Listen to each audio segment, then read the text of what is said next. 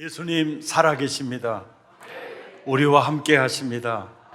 오늘도 성령께서 눈을 열어주셔서 진리를 보게 하시기를 기대합니다. 귀를 열어주셔서 성령이 교회들에게 하시는 말씀을 듣는 가장 복된 시간 되기를 축복합니다. 계시록 8장 13절에서 첫째 나팔에서 넷째 나팔 재앙이 끝난 후로 독수리가 큰 소리로 화 세 개 화가 남아있도다 했습니다.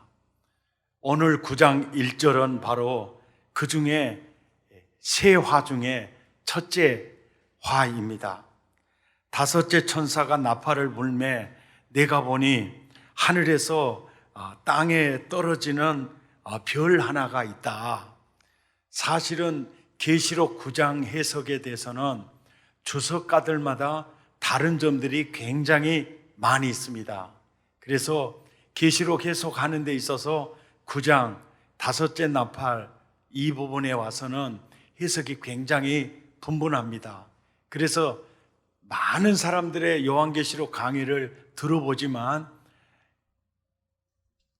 하나님이 말씀하고 싶은 그 의도의 핵심을 붙잡고 그 말씀을 전하는 자들이 그렇게 많지 않습니다. 항상 그 지엽적인 그것을 붙잡고 처음부터 끝까지 진행되기도 합니다.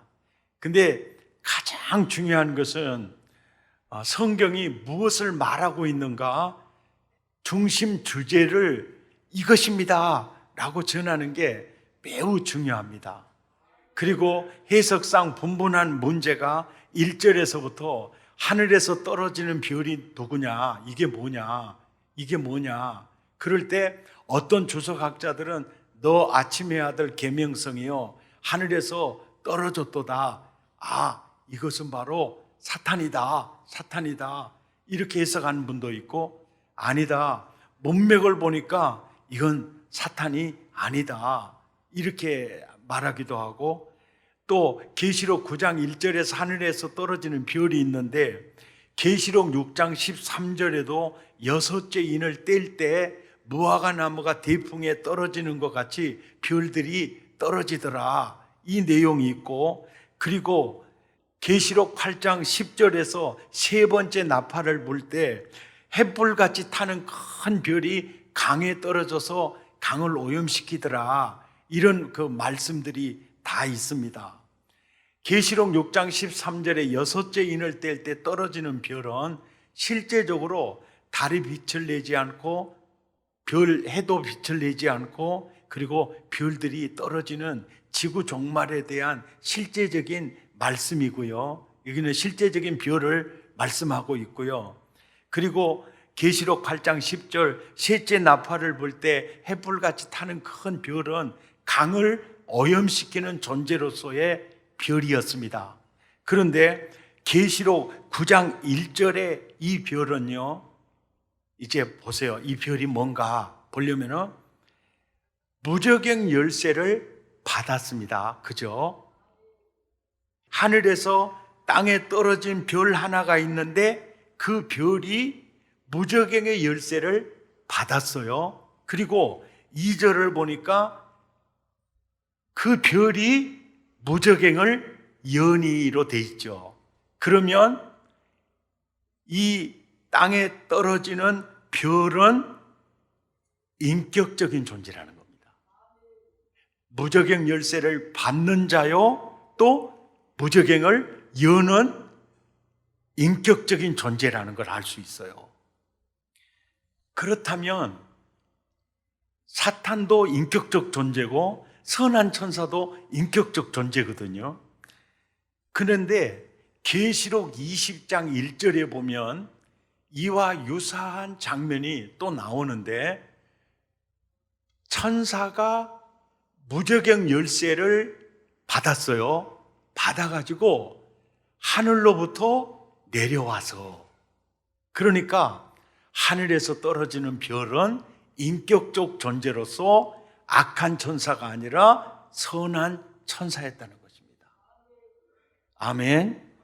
그 다음에 오늘 또 생각할 게 뭐냐면 무저갱이라는 단어예요. 무저갱.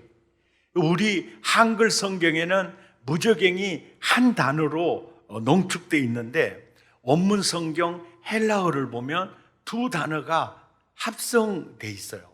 첫째는 아비소스라는 이 단어는요, 말 그대로 무저예요. 저가 없다는 거예요. 밑받침이 없다는 거예요. 예, 이게 무저예요. 그러니까 저가 없다. 아무리 들어가도 밑바닥이 없어요. 그래서 밑빠진 무한한 시면은요, 한번 들어가면 스스로 헤어나올 수 없는 곳을 시면이라고 그래요. 이 시면, 이 밑빠진 무저 플러스 갱, 우물, 시면의 웅덩이, 바로 이 푸네알이라는 헬라어가 두 단어를 한글로 번역을 할 때는 바로 무저갱으로 이렇게 번역이 돼 있다는 거예요. 그렇다면 이 무저갱이 어떤 곳이냐 봤더니 계시록 11장 7절에 보니까 무저갱으로부터 뭐가 올라오죠? 짐승이 올라오는 거예요. 이 짐승은요, 이 열불 달린 이 짐승을 가리켜요. 예, 아주 무시무시한 짐승인데, 이 짐승은 사탄이 모든 권세를 짐승에게 줄 때가 있었어요. 그러니까 사탄이 사용하는 강력한 이 짐승이에요. 이것을 시대적으로 보면 로마 황제들의 무시무시한 박해라든지 또 말세의 적그리스도로 등장하는 이 존재들을 짐승이라고 그럽니다. 그러니까 그 짐승이 어디서부터 올라오냐면은 8절에도 보니까 무저갱으로부터도 올라와요. 그러니까 따라서다. 짐승이 갇혀 있는 곳이구만요. 예. 그 다음에 계시록 20장에 보면은요, 1절에 보면 천사가 무저갱 열쇠를 가지고 내려와서 2절에 딱 잡은 게 용을 잡았어요. 근데 그 용이 옛뱀이요, 마귀요, 사탄이에요. 이걸 잡아가지고 3절에 보니까 무저갱에 던져 넣어서 잠가버려요. 그러니까 큰 용, 옛뱀, 마귀, 사단을 가두어 놓은 장소가 무저갱이에요. 아멘. 그래서 그런지 누가복음 8장 29절에 보면 예수께서 더러운 귀신에게 너 그 사람에게 나와라 명령을 내려요. 그럴 때 예수님이 그래요. 야, 네 이름이 뭐냐? 30절에 말하니까 이렇게 저 군대입니다. 왜? 수가 많아요. 예, 그러니까 한 사람에게 한 6천 명 정도 되는 이 부대가 들어가 있다는 거예요. 근데 그들이 한결같이 싹 예수님에게 뭐라고 기도하느냐면 31절에 제발 무저갱으로만 들어가지 않게 해주세요. 그러니까 이 무저갱이라고 하는 곳은 귀신들도 무지무지하게 싫어한 곳이에요. 제발 거기만 안 들어가게 예수님. 그러니까 좋다. 그러면 거기 들어가지 말고 돼지에게 들어가라 그래가지고 돼지 속으로 들어가게 되죠. 그래서 그 돼지들이 왜 뜨거워라 그래가지고 물 속으로 다 들어가서 죽어버렸어요. 그리고 그 귀신들이 어디로 갔는지 모르겠어요. 자, 5번째 나팔을 딱 불 때 어떤 일이 벌어졌는가 이제 3번째로 이제 살피겠는데요. 1절을 보니까 5째 천사가 나팔을 불매 내가 보니 하늘에서 땅에 떨어진 별 하나가 있는데 그가 무저갱 열쇠를 받았더라. 2절에 그가 무저갱을 여니 그 구멍에서 큰 화덕의 연기 같은 연기가 올라오매 해와 공기가 그 구멍의 연기로 말미암아 어두워지며 3절 또 황충이 연기 가운데로부터 땅에 나오매 그들에게, 황충에게는 왕이 있으니 무저갱의 사자더라. 이게 나와요. 이 내용을 조금 더 자세히 이제 살펴보면은 하늘에서 땅에 떨어지는 별이 있죠. 그리고 그 별이 무저갱을 여니까 큰 화덕의 연기 같은 연기가 막 이렇게 올라오죠. 그리고 3절에 보니까 황충이 연기 가운데로부터 이렇게 나오는 장면이 나오죠. 여기서 주인공이 누구 같아요? 핵심이 뭐 같아요? 봐보세요. 하늘에서 떨어지는 별은 선한 천사예요. 그리고 무저갱을 딱 여니까 큰 하덕의 연기 같은 연기가 올라오고, 그것 때문에 해와 공기가 그 구멍에 연기로 말미암아 아주 어두워지는 거예요. 그러더니 까꿍 하고 딱 등장하는 이가 누굽니까? 황충이에요, 황충. 그러니까 큰 화덕의 연기 같은 연기가 나오고, 그래서 어두워지고, 이것은 황충을 돋보이게 하기 위한 배경으로 기록이 되어져 있다는 거죠. 그러니까 우리는 여기서 연기를 붙잡아야 되겠어요? 황충을 붙잡아야 되겠어요? 황충을 붙잡아야 돼요. 그러니까 요한계시록을 해석해서 문맥을 따라서 이렇게 들어갈 때 저자가 어디에 초점을 맞추고 있는가를 봐야 되고, 이 황충을 드러내기 위해서 배경으로 사용되는 이 낱말들이 어떤 것인가를 보면서 핵심을 붙잡아야 저자의 의도를 제대로 파악할 수가 있어요.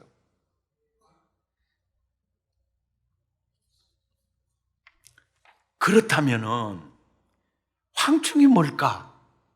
이게 황충, 지금 오늘 본문의 장면에서 독자들에게 무엇에 집중하기를 원하고 있죠? 저자는 황충이에요, 황충. 황충. 그러니까 5번째 나팔, 황충 등장. 이렇게 보는 거예요. 5번째 나팔, 황충 등장. 그래서 황충이 뭘까? 문맥을 보니까 5번째 나팔을 볼 때 어떤 일이 벌어졌느냐? 황충이 등장했다. 이게 황충이 등장했다. 그러면 지금부터 황충의 의미, 왜 황충이 등장했을까? 경맥을 통해서 구약시대의 황충들을 살펴보면은요, 황충들의 수는요, 일단 수가 무수합니다. 셀 수가 없어요. 그래서 황충이 때는 이 메뚜기과의 곤충이거든요. 팥종이, 메뚜기, 느치, 황충이 다 같은 과예요. 같은 과인데 일단 황충이 떴다 그러면 해가 보이질 않으니까 그 황충이 때가 한번 지나가면 그의 농사는 끝이에요. 일단 황충은 수가 많다. 그리고 파괴력이 상상을 초월한다. 상상을 초월한다. 그런 개념이 있고, 또 요엘서에 보면요, 하나님의 심판의 도구로 이 곤충이 등장을 해요. 그러면서 요엘서 1장 4절에 이런 말이 있어요. 팥중이가 뜯어먹고 남은 것은 메뚜기가 뜯어먹고, 메뚜기가 뜯어먹고 남은 것은 느치가 뜯어먹고, 느치가 뜯어먹고 남긴 것은 황충이 먹었도다. 그때는 이미 열매는 다 사라진 때예요.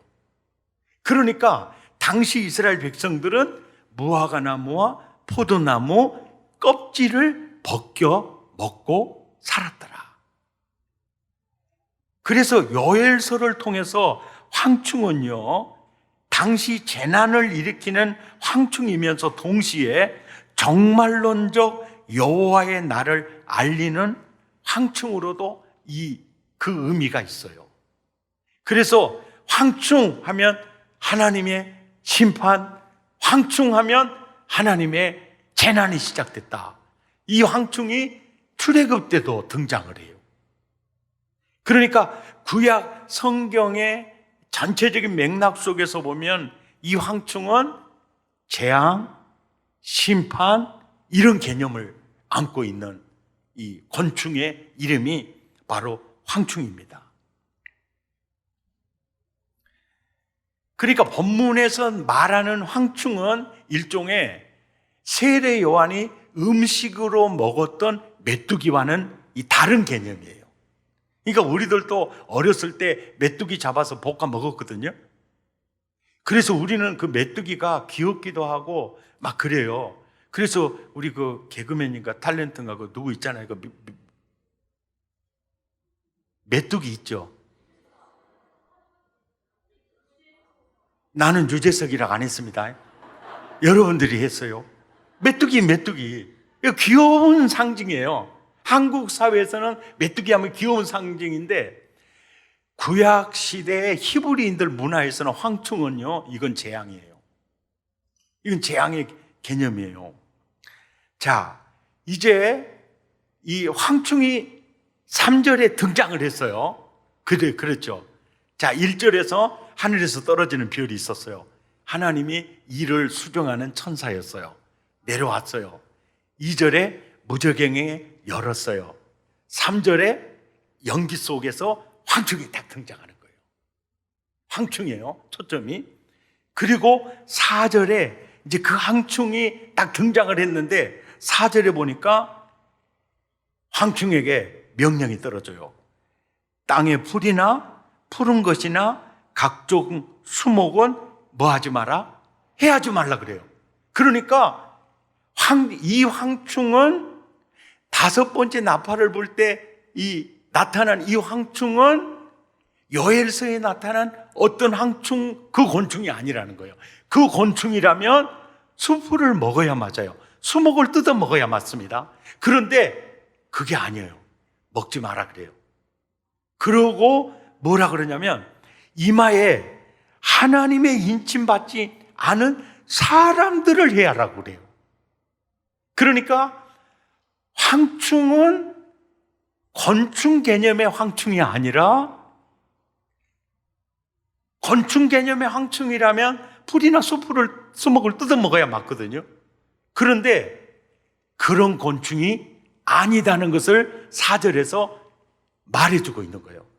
이 황충은 풀을 뜯어먹는, 열매를 뜯어먹는 황충이 아니라 이 황충은 하나님의 입맞지 않은 사람들을 괴롭히는 존재라는 거예요. 이해가 되시면 아멘 하십시다. 자, 5절. 그러나 그들을 죽이지는 못하게 하시고 5달 동안 괴롭게만 하시는데 그 괴롭게 함이 정갈이 사람을 쏠 때 괴롭게 함 같더라. 그러면서 6절에 그날에는 사람들이 죽기를 구하여도 죽지 못하고 죽고 싶으나 죽음이 그들을 피하리라. 그러니까 5번째 나팔을 불 때 나타난 황충은 풀이나 열매를 뜯어먹는 메뚜기가에 속한 황충이 아니다는 거예요. 이 황충은 황충이라고 비유를 들어서 말하지만 하나님의 입맞지 않은 사람을 괴롭히는 존재라는 거예요. 아멘입니까? 여기서 5달 동안이라고 하는 것은 보통 황충의 수명이 5월부터 9월까지거든요. 5개월이에요. 아마 그래서 이 5달 동안이라는 단어를 쓰지 않았나 이런 생각이 들고, 이렇게 하나님의 인을 맞지 않은 사람을 괴롭히는 황충들의 역사가 다양하게 이렇게 후 불어왔다, 후 불어왔다 이런 개념을 나타내지 않는가. 그래서 5달 동안이라는 단어를 쓴 것이 아닌가 이런 생각이 들고요. 7절에서 10절까지 더 자세히 이제 황충들을 이제 살펴보면은요, 황충들의 모양이 이렇게 말해요. 황충들의 모양을 보니까 전쟁을 위하여 준비한 말들 같고 그 머리에 금 같은 관 비슷한 것을 썼으며 그 얼굴은 사람의 얼굴 같고, 이런 표현을 하고 있어요. 그러니까 그 황충들의 모양이 전쟁을 위하여 준비된 아주 말이니까 역동성이 있죠. 역동성이 있고, 그리고 머리에 금관 비슷한 것을 썼어요. 그러니까 어떻게 보면 가짜 권세들, 내가 왕이야, 이런 가짜 행세하는 이런 존재들이면서 그 얼굴은 사람의 얼굴 같다는 거예요.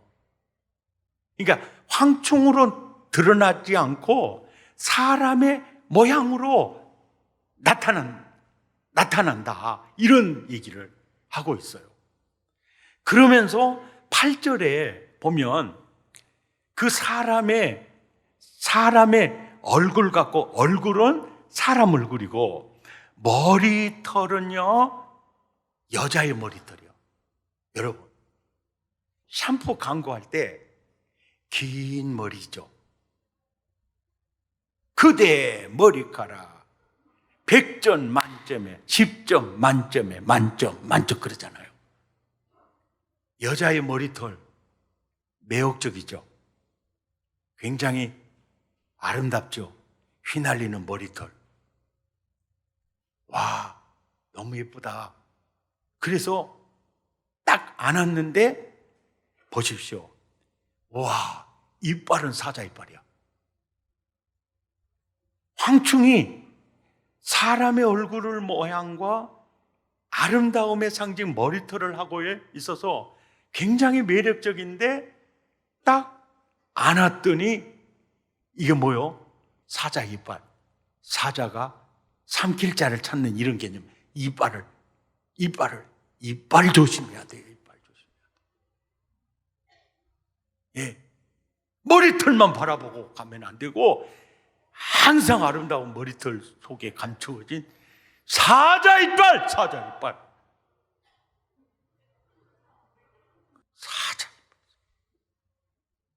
예. 그리고 9절에 보니까 또 철호심경 같은 호심경이 있고, 그의 날개들의 소리는 병거와 많은 말들이 전쟁터로 달려가는 소리 같으며, 또 정갈과 같은 꼬리와 쏘는, 이게 화살살이거든, 쏘는 살이 있어. 그 꼬리에는 5달 동안 사람을 해야 하는 권세가 있더라. 자, 그러면 황충이 뭐냐? 정확한 단서를 말씀드릴 테니까 깨달아지면, 이렇게 하세요. 좀 모르는 것처럼 하지 말고, 이것이었구만, 이렇게 표시를 하세요. 자, 계시록 9장 11절에 보니까 황충, 그들에게는 뭐가 있어요? 캡틴이 있어요. 왕이 있어요. 그런데 그 왕이 무저갱의 사자요. 히브리어로는 그 이름이 뭡니까? 아바돈이요. 헬라어로는 그 이름이 뭡니까? 아블루온인데, 아바돈, 아블루온 뜻이 뭐냐면 파괴자예요. 파괴자. 그러니까 파괴자라는 이름을 가진 자가 무저갱의 사자예요. 이것이 황충들의 왕이에요. 그러면 황충들은 무엇입니까? 자, 파괴자라는 말을 다른 표현을 쓰면은요, 도둑질하고 죽이고 멸망시키는 존재예요. 누굽니까? 마귀예요. 바로 그들의 왕은 마귀예요. 그러면 그들은, 황충은 누굽니까? 악령들이에요.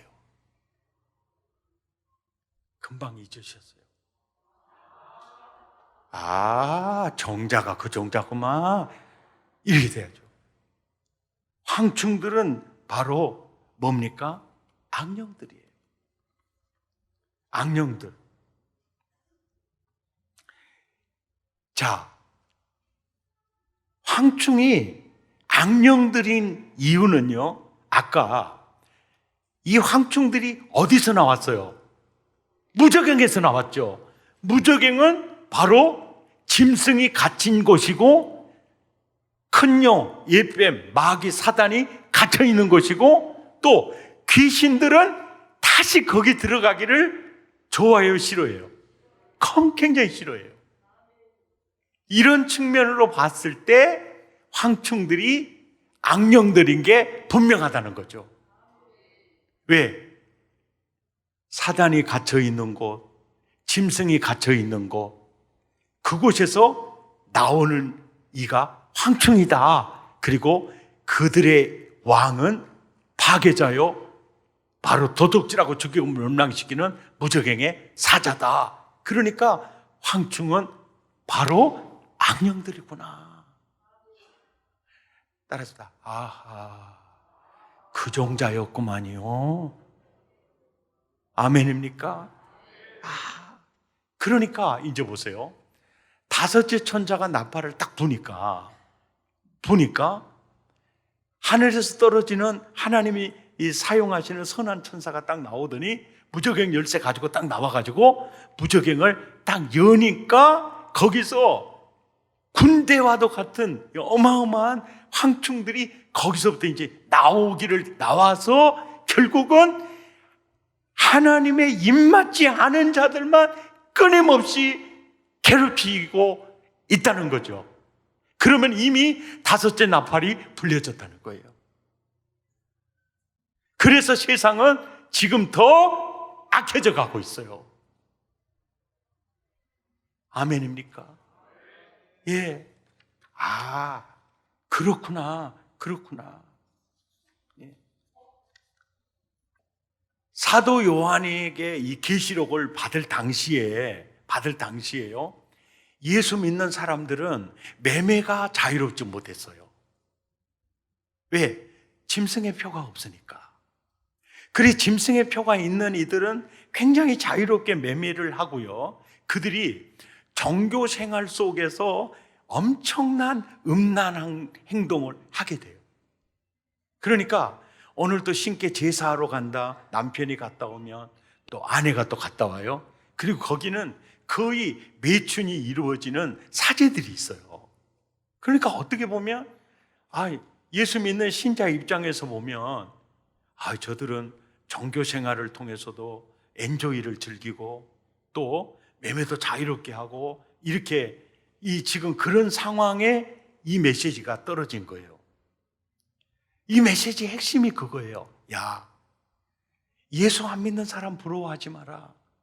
자유롭게 그들은 매매하고 그들은 제사 드리러 간다 하면서도 여러 가지로 사는 게 그게 멋진 그 매력 있는 삶이 아니다.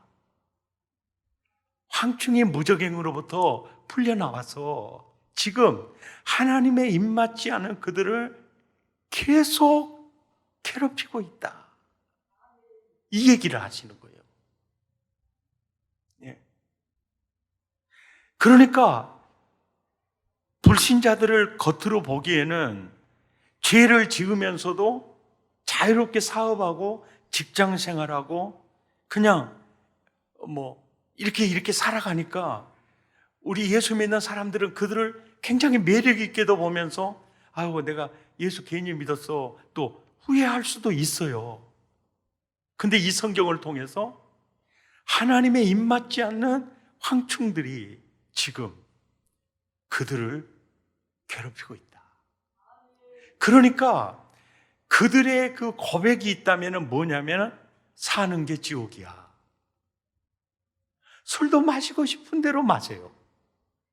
자기 하고 싶은 대로 속에는 오는 대로 얼마든지 하면서 살아요. 그런데 사는 게 허무해요.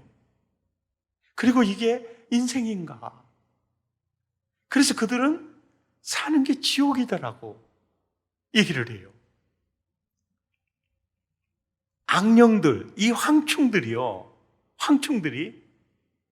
하나님의 입맞지 않은 그들을요 끊임없이 괴롭히고 있는 거예요. 아, 죽고 싶다, 죽고 싶다. 그런데 죽을 수도 없고 괴롭힘만을 당하고 있어요. 이것이 다섯째 나팔의 화입니다, 화. 이 재앙이에요. 아멘입니까? 예. 자, 이제 한국 사회에 지금 활동하고 있는 황충의 개념을 정말 잘 보여주는 예 하나를 제가 들어드릴게요. 이 황충은 사람의 얼굴과 여자의 머리털과 이빨은 사자의 이를 한번 잡히면 이게 거기서 아작나는 거예요. 그런데 가짜 금관을 쓰고 있어요. 이게 너무 멋있고 이게 너무너무 좋다. 이런 걸 가지고 다가와서 그 인생을 도둑질하고 죽이고 멸망시키는 거예요. 그러니까 주로 이 황충에게 먹힌 사람들의 특징이 있다면요, 이들은요, 하나님께서 내게로 돌아오라 그러면 아니요, 더 멀리 가요. 하나님께서 야, 이렇게 살아라 그러면 아니요, 안 그래요. 내 인생은 내가 살아요. 이렇게 살아요. 그들의 이 황충에게 사로잡히면요, 내 인생 간섭하지 마세요. 내 인생 내가 알아서 살아요. 이렇게 말하는 딸들도 있고 아들들도 있죠. 그런데 걔들이 정말 성공해가지고 아빠 나 성공해서 이렇게 나타납니까? 성경은요, 부모에게 순종하라고 그랬어요. 순종이라는 것은 거리가 멀어요. 그러면 그럴수록 그는 끊임없이 황충에게 괴롭힘을 당합니다. 황충의 밥이 돼버려요. 이런 겁니다. 남자와 여자, 하나님이 남자와 여자를 창조하시고 남자가 부모를 떠나 그 여자와 합하여 한 몸이 돼야 돼. 이것이 창조 원리고 이게 질서예요. 그런데 보세요, 황충들은 이거를 분쇄하려고 해요. 이 순리를 영리로 바꿔가려고 합니다. 아니야, 뭐 그런 수가 있어. 아, 태어날 때 남자와 여자로 태어났으니까 꼭 남자는 여자와 결혼해야 되고 여자는 남자와 결혼해야 돼? 아니, 내 의사와는 아무 상관도 없이 내가 성이 결정이 돼서 이런 불합리한 게 어딨어? 그렇게 해서 남자가 여자로 성전환 수술을 하시는 분이 있어요. 이건 바꿀 수 있는 게 아닙니다. 그런데 사회적 합의에 의해서, 어떤 법에 의해서 인간들은요, 바꾸려고 그래요. 이 황충이 얼마나 강력하게 역사하고 있는지 저 깜짝 놀랐어요. 2021년에요, 울산교육청이 포괄적 성교육을 시작했는데요. 그래서 포괄적 성교육이 뭐냐? 교육청에 물어봤더니 포괄적 성교육은 여성과 남성의 신체 구조의 차이와 같은 생물학적 특징만을 다루는 것이 아니다.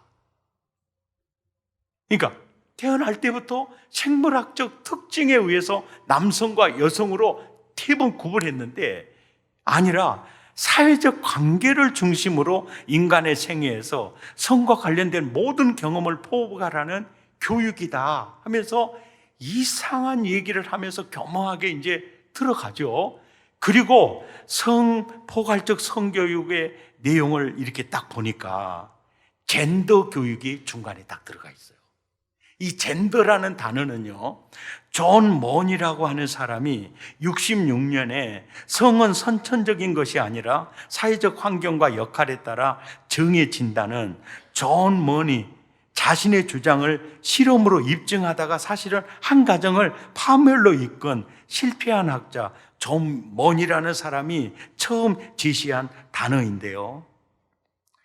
기존 남성 여성 개념을 해체하고 모든 성은 사회적인 역할에 따라 결정될 수 있다라고 이렇게 주장했던, 이 명명했던 사람이 바로 이 존 먼이에요. 이 사람이 최초로 젠더라는 단어를 사용해서 지금 이 운동을 하고 있어요. 그러니까 이 사람의 얘기는 본인이 여성으로 살고 싶으면 여성이 되는 거예요. 본인이 남성으로 살고 싶으면 남성이 되는 겁니다. 본인이 양성으로 살고 싶으면 그렇게 되는 것입니다. 사회는 이것을 인정해야 하며 이것을 인정하지 않은 것은 차별이고 억압이고 부당한 대우다라고 교육하는 것이 이게 젠더 교육이에요. 더 구체적으로 볼까요? 포괄적 성교육 자료로 추천되었던 교재의 내용인데요. 아빠의 인권선언이라는 책이 있어요. 1조, 완벽하지 않아도 되는 권리가 아빠에게 있다. 기분 나쁠 때 3조, 불평할 수 있는 권리가 있다. 6조, 저녁에 피곤해 할 수 있는 권리가 있다. 13조, 식사 준비하고 빨래를 할 수 있는 권리가 있다. 그런데요, 15조가 이게 문제예요. 원하는 대로 사랑할 권리가 있다. 그런데 남자가 남자를 사랑하는 거예요. 이걸 학생들에게 교육해요. 뭘 장려하는 거죠? 지금 세상이 어떻게 돌아가고 있는지 아세요? 우리들 지자체장을 뽑을 때 정말 중요합니다. 이 황충의, 이것이 황충입니다. 황충. 이것 때문에 사람들이 얼마나 괴로움을 당하는지 몰라요. 예. 그 다음 사진을 보면요, 진짜 웃깁니다.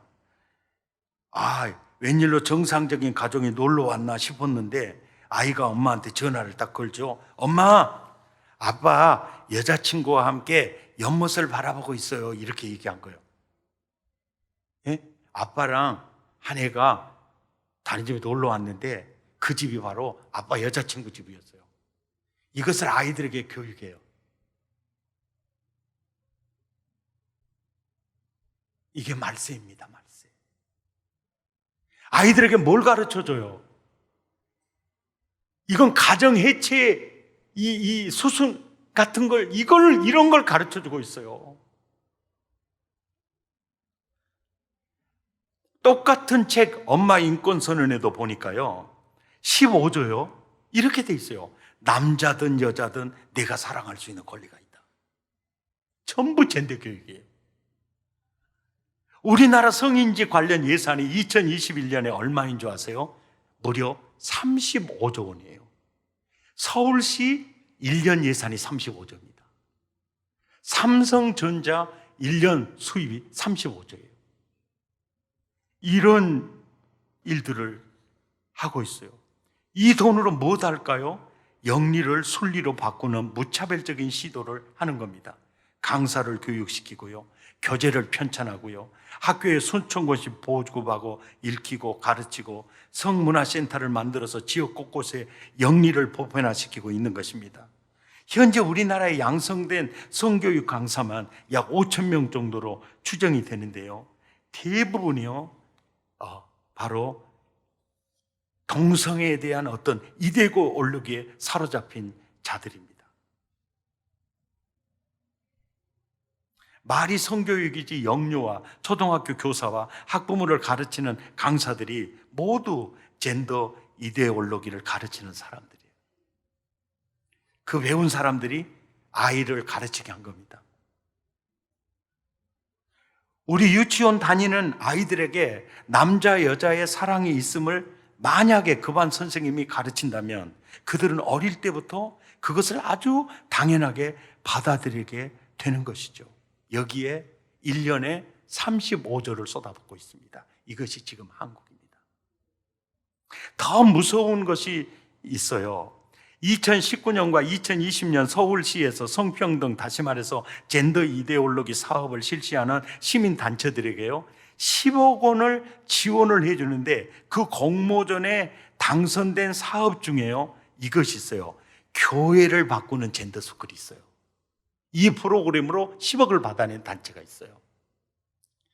한국 교회도요, 교회라고 다 진짜 주님의 교회 아닙니다. 예. 동성원 찬성하는 교회들도 있죠. 목회자들도 있습니다. 그 다 아니에요. 어떻게 그래요? 남자가 그 부모를 떠나 여자와 합하여 한 몸을 이룰지어다. 이거는 변개할 수 없는 성경이에요.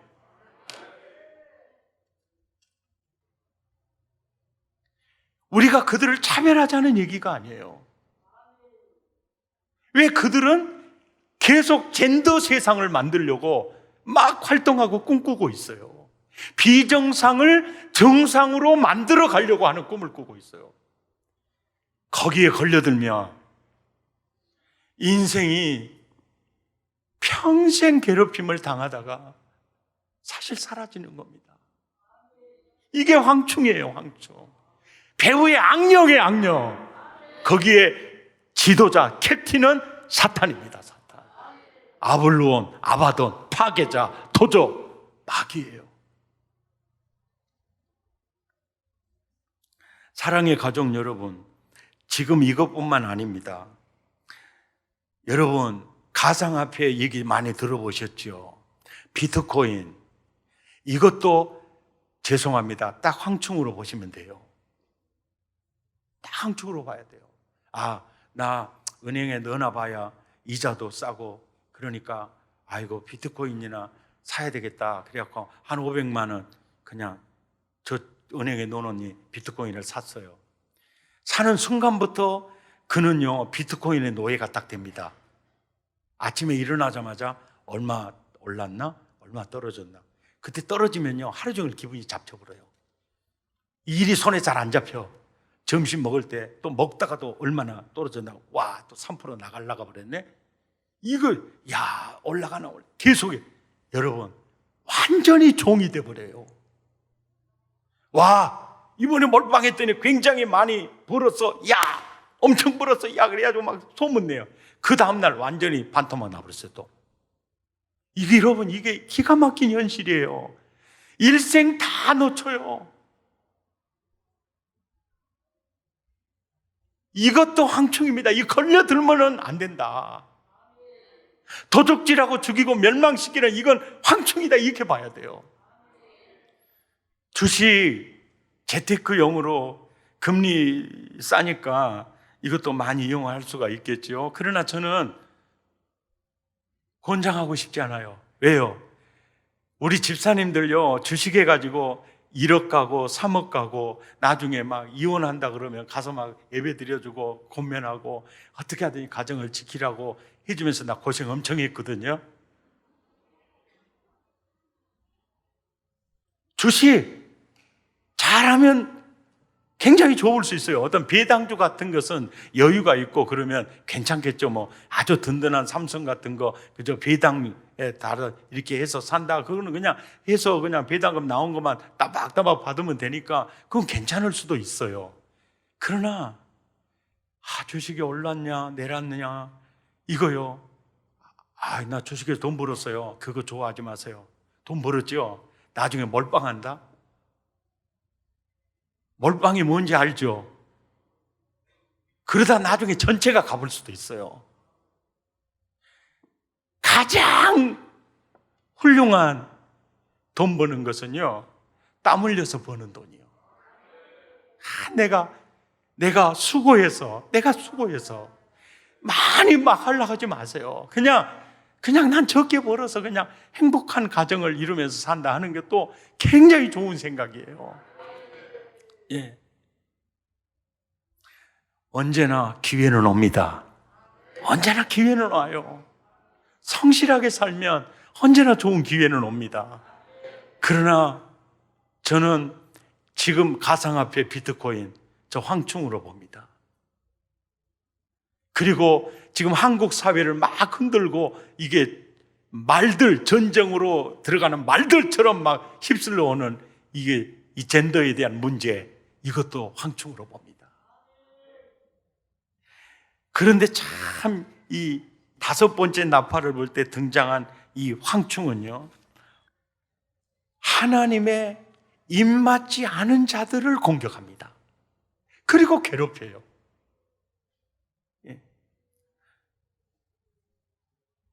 귀신들이 신자들도 우는 사자처럼 삼키려고 유혹을 하지만은요, 우리를 그들의 소유로 삼지는 못합니다. 노아 시대의 물심판에서 방주 안에 있는 자들은 그 홍수가 건드릴 수가 없어요. 지금도 마찬가지입니다. 인이 뭐라 그랬죠? 예수 그리스도로 옷 입고 있는 거예요.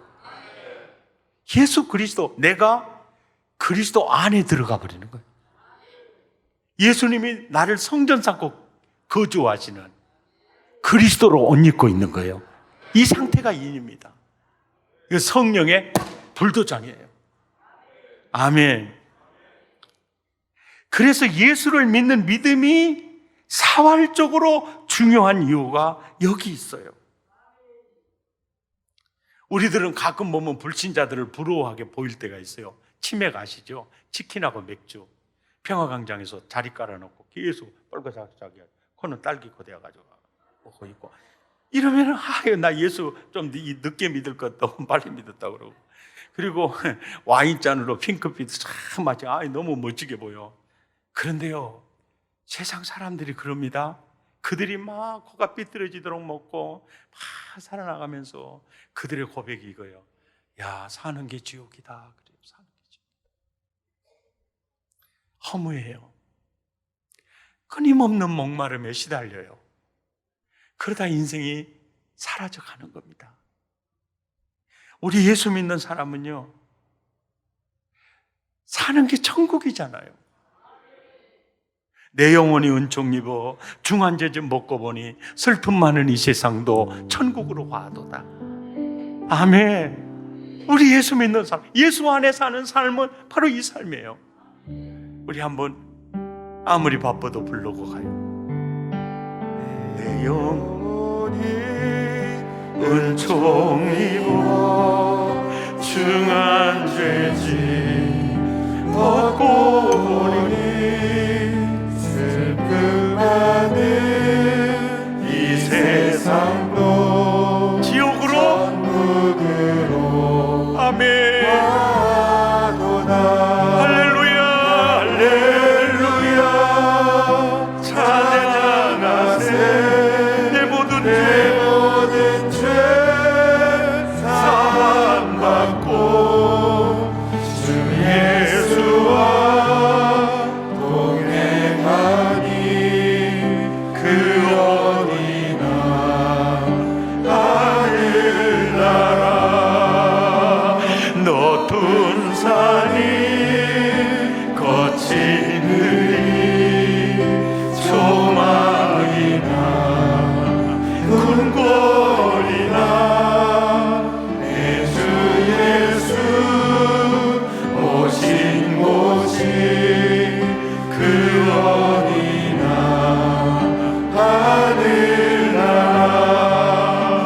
할렐루야 찬양하세. 내 모든 죄 사함받고 주 예수와 동행하니 그 어디나 하늘나라. 할렐루야. 불신자들은 그럽니다. 내 인생 간섭하지 마세요. 하나님, 내 인생 간섭하지 마세요. 나오라고도 하지 마세요. 나 하나님 싫어해요. 마귀하고 불신자하고 악령들은요, 똑같이 하나님 싫어해요. 내 마음대로 살 거예요. 내가 내 인생 행복으로 만들어 갈 거예요. 큰 소리 치면서. 그러면 악령들은 박수 쳐요. 잘한다 잘한다. 그렇게 사는 거야. 잘한다 잘한다. 그렇게 사는 거야. 이러죠. 그런데 그 황충들이요, 누구를 괴롭혀요? 입맞지 않은 자를 괴롭혀요. 자 보세요. 천안함 폭침시키고 북한 정권, 북한 군사들 아닙니까? 천안함 폭침시키고 버마, 미얀마, 아웅산 폭탄 테러에서 그 소중한 지도자들을 얼마나 많이 죽이고, 그리고 참 행복하게 가족을 만나는 꿈을 안고 가는 그 비행기 폭파시키고, 다 그들 다 김일성, 김정일, 김정은, 그리고 그 무대들 다 하나 되어 남쪽 공격하죠. 그런데 그 사람 중에 아주 앞장서서 나만 괴롭혔던 장성태 포로 싸가지고 죽여버리잖아요. 이게 바로 악령들이에요. 그들 편입니다. 그들 편이에요. 그들과 하나예요. 그런데 나중에 그들에 의해서 죽습니다.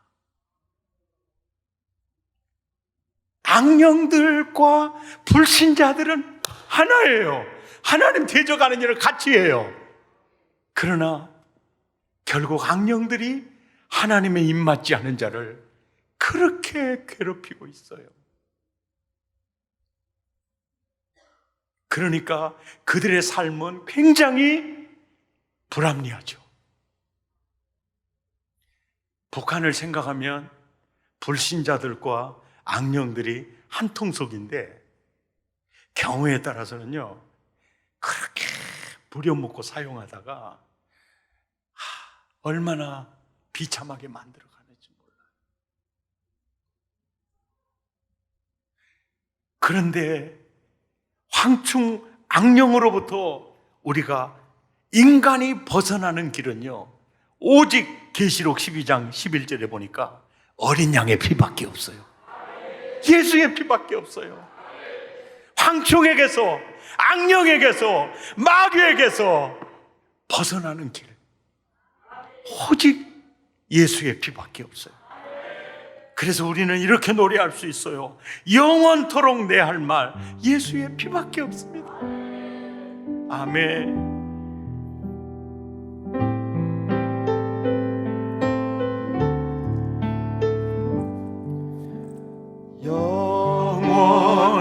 영원토록 내 할 말 예수의 피밖에 없네. 아멘.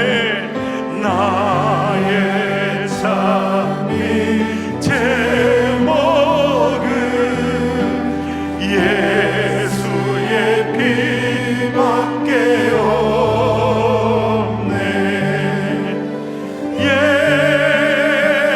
예수의 흘린 피 나에게 다오니 귀하고 귀하다. 예수의 피밖에 없네. 이 물을 먹는 자마다 영원히 목마르려니와 내가 주는 물을 먹는 자는 영원히 목마르지 아니하리라. 아멘. 이 세상에 많은 사람들은요 자기 나름대로의 무지개를 따라갑니다. 그리고 그것을 갈망합니다. 그리고 기대합니다. 어떤 분야에서도 성공을 꿈꾸고, 그리고 많은 사람들에게 존경받기를 원하는 그 마음들이 다 있습니다. 그래서 열심히 글을 쓰는 사람도 있고, 열심히 개발하는 사람도 있고, 그렇게 해서 일생을 살아갑니다. 그 중에 한 사람, 해밍웨이라는 사람은 작가로서 그는 노벨상을 받았습니다.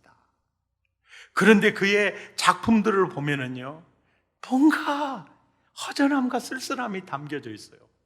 무기야 잘 있거라. 누구를 위하여 총을 울리나. 그리고 자기 인생의 마지막 해결록과 같은 작품이 노인과 바다예요. 노인과 바다. 삶에 지친 노인, 그가 바로 자기 자신이었어요. 그는 고기를 잡아오는 동안 잡은 고기를 상어들이 막 뜯어먹어요. 수고는 하였지만 집에 돌아와 보면 남는 게 없었어요. 이것이 바로 자기 자신의 일생이었습니다. 그래서 더 살아야 할 이유를 찾지를 못해요. 그래서 스스로 자기 인생을 마무리 짓고 맙니다. 그래서 해밍웨이라는 사람은 그 사람의 일생이 그가 쓴 하나의 작품인데 그가 던지는 이거예요. 하나님이 없는 인간의 꿈꾸고 채우고 싶은 모든 것은 나를 채울 수 없더라. 예, 하나님을 떠난 인간은 그 어떤 것으로도 채워지지 않더라. 아멘입니까? 예수의 피밖에 없어요. 그래서 다섯째 나팔을 통해서 정말로 주님이 하고 싶은 얘기가 뭐예요? 야, 불신자들 자유롭게 짐승에 펴받고 매매하고 또 그 제사 드리러 가서 뭐 여러 가지 그 음란한 행동을 하고 그게 멋지게 보일 수도 있는데 야야 그거 부러워하지 마. 그들이 황충들에게 하나님의 입맞지 않는 그들이 얼마나 괴롭힘을 당하고 있는지 다섯째 나팔을 통해서 그들의 실상을 훤히 보여주고 있는 겁니다. 악령과 불신자들은 한패지만 결국은 악령들이 입맞지 않은 그들을 얼마나 괴롭게 하는지 이것이 현실이다라고 보여주는 겁니다. 이것이 다섯째 나팔의 계시의 비밀이에요. 승리하시기를 축복합니다. 아멘. 주 안에 있는 나에게 딴 근심 있으랴. 십자가 밑에 나아가 내 짐을 풀었네. 주님을 찬송하면서 할렐루야. 내 앞길 멀고 험해도 난 주님만 따라가겠습니다.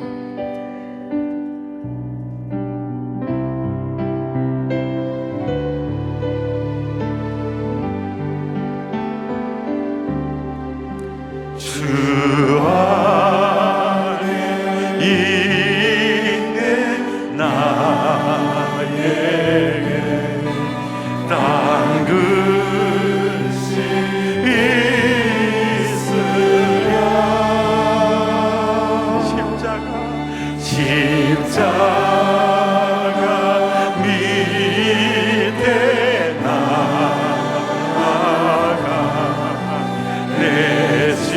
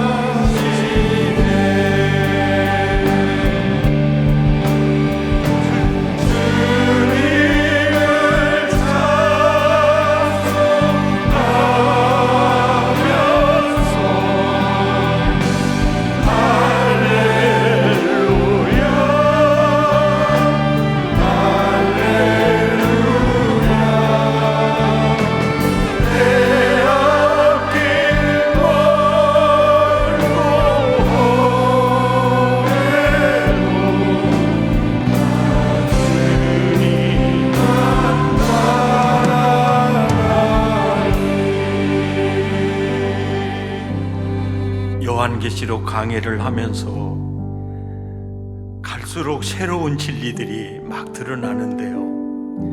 5번째 나팔을 불 때 무저갱의 연기 속에 황충이 나와 하나님의 입맞지 않은 그들을 괴롭히는 것을 보여주면서, 야, 너 나 믿는 것 때문에 박해받고 핍박당하고 순교당하니까 힘드니? 짐승의 표를 받고 자유롭게 살아가는 그들이 자유롭게만 보이니? 아니야. 그들의 실상을 봐. 황충들에 의해서 죽고 싶으나 죽지도 못하고 고통받는 불신자들의 실상을 봐. 실상을 봐. 그들은 자유로운 것 같지만 사는 게 지옥이고, 너희는 박해를 받고 사는 것, 핍박을 받고 사는 것 같지만 너희는 내 안에서 언제나 천국을 살고 있지 않냐. 이것을 보여주는 겁니다. 지금도 주 안에 아직도 회개하지 않는 형제들을 위해 기도하십시다. 황충의 밥이 되지 않도록 기도하십시다. 예수의 피밖에 없습니다. 그리고 우리는 말세가 되면 될수록 그리스도 안에서만 발견되어져야 합니다. 예수를 믿는 믿음을 굳게 잡아야 될 것이 여기 있습니다. 오직 예수 안에서 예수님과 함께 언제나 천국 살게 하여 주옵소서. 우리 마음을 토하고 입술을 열어 함께 기도합니다. 고마우신 하나님, 오늘 또 5번째 나팔을 통해서 불신자들이 하나님의 인을 맞지 않은 그들이 얼마나 황충에게 괴롭힘을 당하는지 그 실상을 보여주면서 아직까지도 회개하지 않는 형제와 자매가 있거든. 하나님, 뭐하고 있니? 빨리 복음 전해야지. 그들이 회개하도록 예수 안에서 살도록